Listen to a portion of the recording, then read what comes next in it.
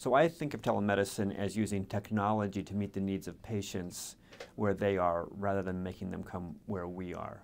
There are a lot of times when you do need to sit with your doctor to get important news, maybe sad news, or things where you have to have that kind of empathetic face-to-face conversation.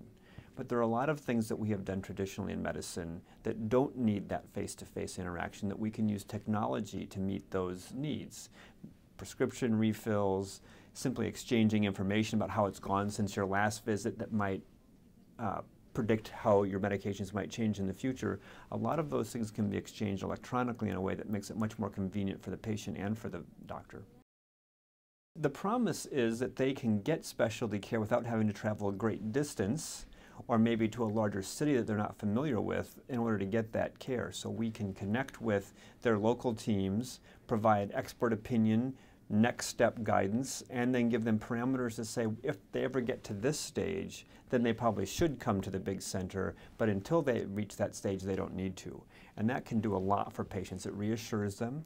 It shows the teamwork between an institution like Mayo and their primary team. It empowers their primary doctor to continue to take care of them, and it actually is a win for everybody in that circumstance. Many of the patients have mobility issues. They have musculoskeletal injuries that make it just as hard for them to get from the living room to the garage as it does from the garage to the major medical center. It's getting to the car that can be the problem.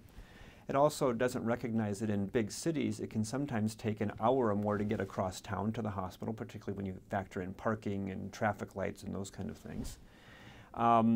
And many patients who are medically underserved is in part because they're so busy working multiple jobs, it's hard for them to take time off work to seek care. And if we can provide more convenient solutions that doesn't require time off work, travel time, parking, all those kind of things, we can reach far more people than would be designated as rural.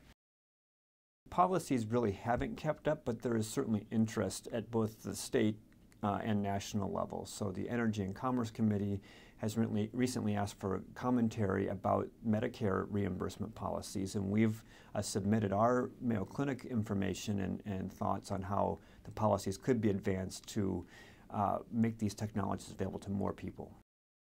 We would like to see the elimination of the geographic restrictions for telemedicine activities.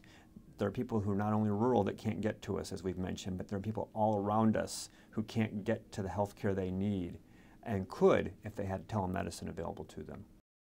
Another thing we'd like to see change is the state-by-state license requirements. This is particularly problematic for physicians and healthcare institutions that are near state borders or who have national presence, that they can't take care of all of their patients by remote technologies, by telemedicine technologies, because each state has restrictions on what's allowed and what is not allowed. We would like to see broader licensure options explored.